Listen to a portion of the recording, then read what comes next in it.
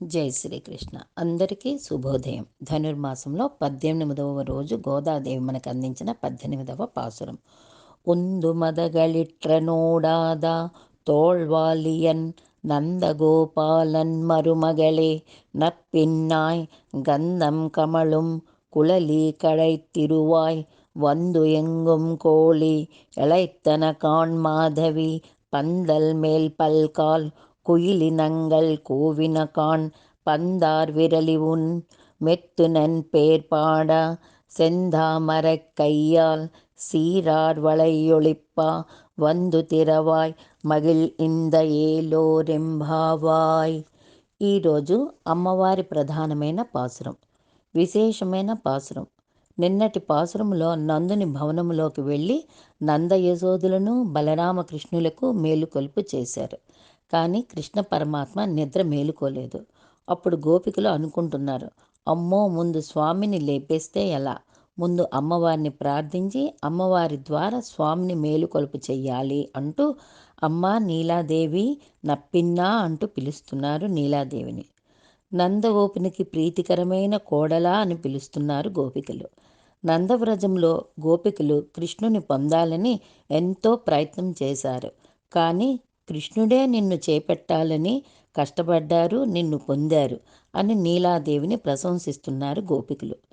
నీలాదేవి తండ్రి ఆమె కోసం ఒక స్వయంవరం ఏర్పాటు చేసి ఒక పరీక్ష పెట్టారు.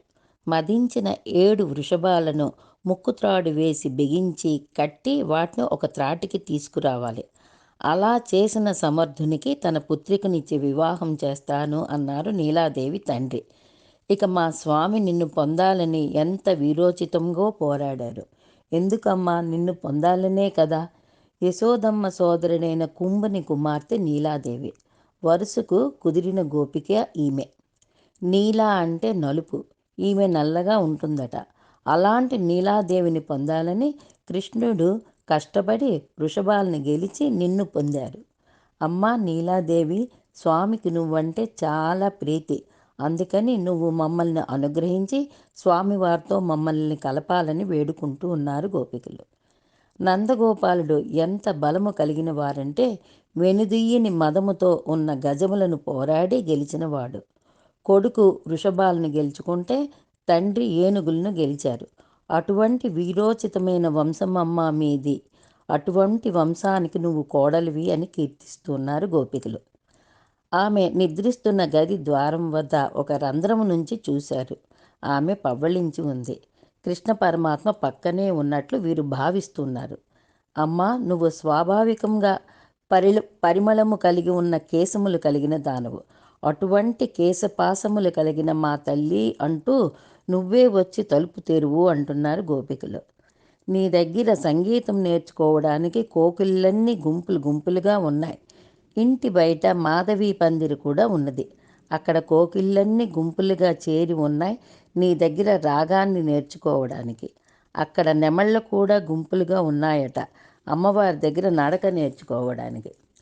ఈ 2 రకాల విద్యలు ఈ పక్షులు ఎలా నేర్చుకున్నాయంటే అమ్మవారి దగ్గరికి వచ్చి నేర్చుకున్నాయట. ఎంత దివ్య మంగళకరంగా ఈ విషయాన్ని చెప్పారు గోపికలు.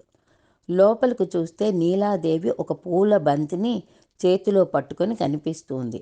ఆమె చేతి వేళ్ళు అందంగా కనిపిస్తున్నాయి. రాత్రిపూట శ్రీకృష్ణ పరమాత్మ నీలాదేవి ఎంతో సంతోషంగా బంతి ఆట ఆడి ఆడి చివరకు అలసిపోయి అమ్మవారు ఆ బంతిని ఒక చేతిలో పట్టుకొని మరొక చేతిని స్వామిపై వేసి పవ్వళించినట్లుగా ఆండాళ్ గోష్ఠి భావిస్తూ ఉన్నారు. ఇది ఒక శృంగార ఘట్టంగా కనిపిస్తున్నా ఇందులో ఒక అంతరార్థ భావం కనిపిస్తుంది. బంతి ఆకారం భూమండలానికి ప్రతీక. ప్రళయస్థితి సమయం సంభవిస్తే అమ్మవారు అన్నింటినీ కూడా తన ఆధీనంలోకి తీసుకుంటారట.